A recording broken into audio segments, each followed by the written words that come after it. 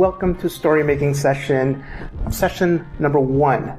So first thing I'm going to do is I'm going to read a story to inspire you and to hopefully make you creative, because that's the whole point of this, is to make sure that you feel as creative as possible when you're doing this activity. So I want you to think about what kind of story you're going to make with the items that you're going to have. You're going to pick out 5 to 10 items from your home to make a story. So to do that, I'm going to read a story for you.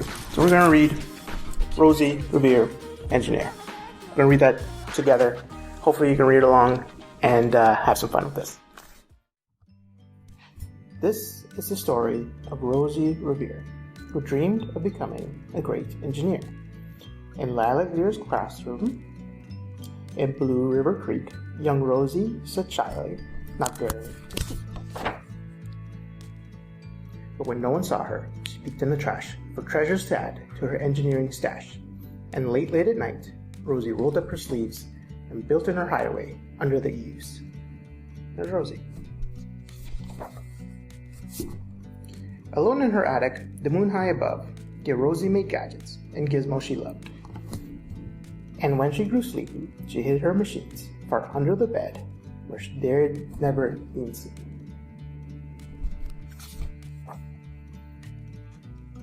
When Rosie was young, she had not been so shy. She worked with her hair swooping over one eye.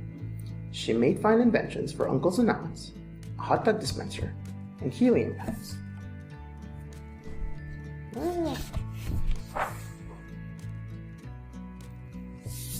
The uncle she loved most was zookeeper Fred. She made him a hat to keep snakes off his head.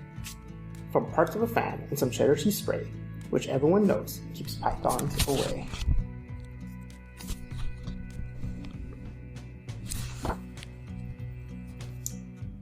And when it was finished, young Rosie was proud.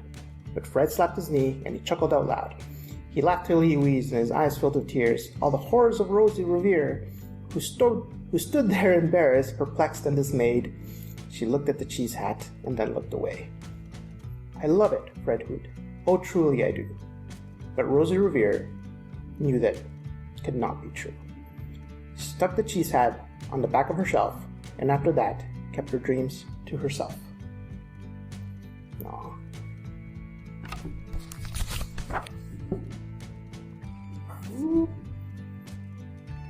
And that's how it went until one autumn day. Her oldest relation showed up for a stay. Her great-great-aunt Rose was a true dynamo. She worked building airplanes a long time ago. She told Rosie tales of the things he had done and goals he had checked off her list one by one. She gave a sad smile as she looked to the sky. The only thrill left on my list is to fly. But time never lingers as long as it seems. I'll chalk that one up to an old lady's dream.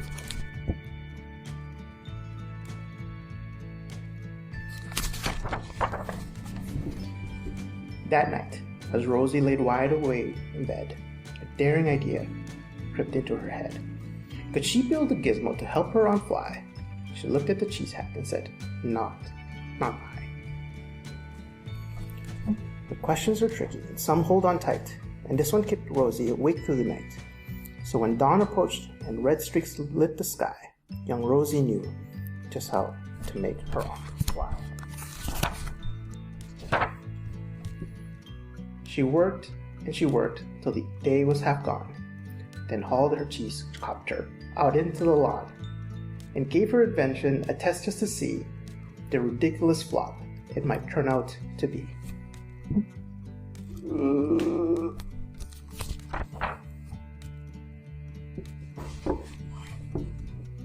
Strapped into the cockpit, she flipped on the switch.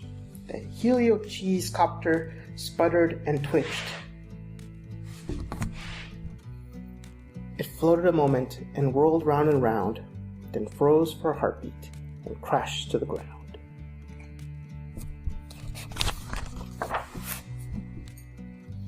Then Rosie heard laughter and turned around to see the old woman laughing and slapping her knee. She laughed till she wheezed and her eyes filled with tears, all to the horrors of Rosie Revere, who thought, oh no, never, not ever again, will I try to build something to sputter or spin, or build with a lever, a switch, or a gear. but never will I be a great engineer.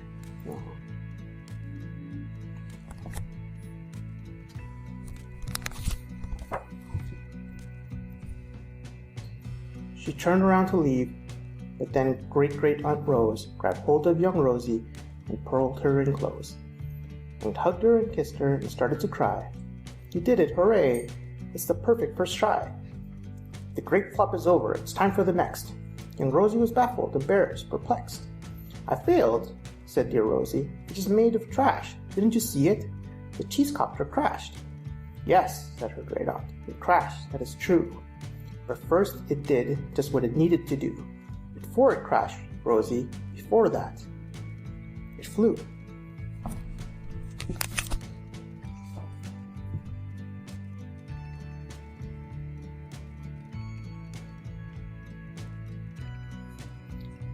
Your brilliant first flop was a raging success. Come on, let's get busy, and on to the next. She handed a notebook to Rosie Revere, who smiled at her aunt as it all became clear. Life might have its failures, but this was not it. The only true failure can come if you quit.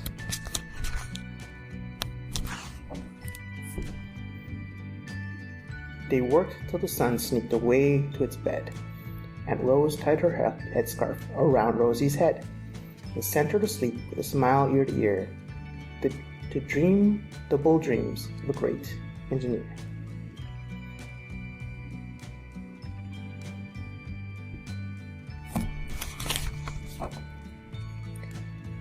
At Blue River Creek, while the kids in grade 2 build gizmos and gadgets, and doohickeys too. But with each perfect failure, they all stand and cheer, but none quite as proudly as Rosie Revere.